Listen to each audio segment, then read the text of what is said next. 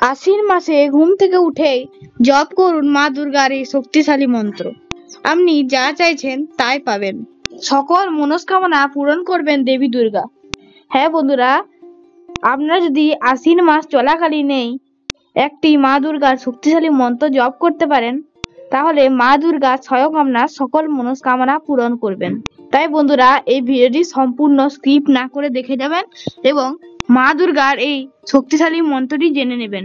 মা দুর্গার এই শক্তিশালী মন্ত্রটি আপনারা পয়লা আশ্বিন থেকেই শুরু করবেন, অর্থাৎ আজকের দিন থেকেই শুরু করবেন। আপনারা চাইলে কাল থেকেও শুরু করতে পারেন, তবে বেশি দেরি করবেন না। আশ্বিন মাসের প্রথম দিক থেকে এই মন্ত্রটি জপ করা শুরু করবেন। বন্ধুরা, সকালবেলা ঘুম থেকে উঠেই এই মন্ত্রটি একবার জপ করবেন এবং পারলে স্নান করে শুদ্ধ বস্ত্রে এই মন্ত্রটি পড়লে 108 বার পড়বেন। আর বন্ধুরা, আমরা যদি ঘুম থেকে উঠে স্নান করতে না পারেন, তাহলে আপনারা ঘুম থেকে উঠে শুদ্ধ বস্ত্রে একবার এই মন্ত্রটি জপ করবেন এবং স্নান করে পরে এই মন্ত্রটি 108 বার জপ করবেন। আপনারা চাইলে 108 বার রুদ্রাক্ষ বা ব্রজয়ন্তী মালায় গুনতে পারেন, কিংবা আপনারা হাতের করের সাহায্যেও গুনতে পারেন 108 বার, এতে কোনো অসুবিধা নেই। তবে বন্ধুরা, আপনারা আশ্বিন মাস চলাকালীন চেষ্টা করবেন ব্রহ্ম মুহূর্তে ঘুম থেকে ওঠার। বন্ধুরা, ব্রহ্ম মুহূর্ত হলো সেই সময় যে সময় ভগবান এবং মানুষ খুব কাছাকাছি থাকে। বন্ধুরা, এই সময় ভগবান অতি সূক্ষ্ম রূপে বিরাজ করেন। তাই মনে করা হয় ব্রহ্ম মুহূর্তে এই মন্ত্রটি জপ করলে মা দুর্গা আরো বেশি প্রসন্ন হন। তবে ব্রহ্ম মুহূর্তে ঘুম থেকে না উঠতে পারলে আপনারা সকালবেলাতেও এই মন্ত্রটি উচ্চারণ করতে পারেন। বন্ধুরা, আশ্বিন মাস হলো মা দুর্গার অতি প্রিয় মাস। এই সময়ে রামচন্দ্র মায়ের বিশেষ পূজা করেছিলেন, সেই থেকেই শরৎকালীন দুর্গা পূজার প্রচলন হয়ে আসছে। যেহেতু এই সময় ভগবান বিষ্ণু যোগনিদ্রায় মগ্ন থাকেন, তাই আশ্বিন মাসের প্রথম দিক জগতের পালন কার্য চালান পিতৃপুরুষ এবং মহালয়ার পরের 7 দিন এবং দুর্গা পুজো বা নবরাত্রির সময় দেবী দুর্গা চালান জগতের পালন কার্য। তাই বন্ধুরা, এই আশ্বিন মাস আমাদের মা দুর্গার বিশেষ পূজা অর্চনা করা প্রয়োজন। এই আশ্বিন মাস চলাকালীন মা দুর্গাকে পদ্ম দিয়ে পূজা করবেন। এছাড়াও শিউলি ফুলের মালা দিবেন মা দুর্গাকে, এটি মা দুর্গার অত্যন্ত প্রিয়।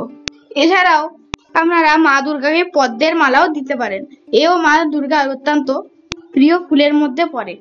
বন্ধুরা, মা দুর্গা হলো নারী শক্তির প্রতীক। এই গোটা আশ্বিন মাস ধরে নানা দেবীর পূজা হয়ে থাকে। যেমন প্রথমেই আমরা জেনে থাকি মা দুর্গার পুজো, তারপরেই চলে আসে মা লক্ষ্মীর পুজো, এর কিছুদিন পর যেতে না যেতেই আসে মা কালীর পুজো। তাই বন্ধুরা, এই মাসটি অর্থাৎ আশ্বিন মাসটি মা দুর্গার অতি প্রিয় বলে বিবেচিত হয়। বন্ধুরা, চলুন এরপর আমরা জেনে নিই মা দুর্গার বিশেষ প্রিয় যে মন্ত্রটি, সেই মন্ত্রটি সম্বন্ধে। বন্ধুরা, এই মন্ত্রটি হলো সর্বমঙ্গলে মঙ্গলে শিবে সর্বার্থ সাধিকে শরণ্যে ত্র্যম্বকে গৌরী নারায়ণী নমস্তুতে। বন্ধুরা, এই মন্ত্রটি মা দুর্গার অতি প্রিয়।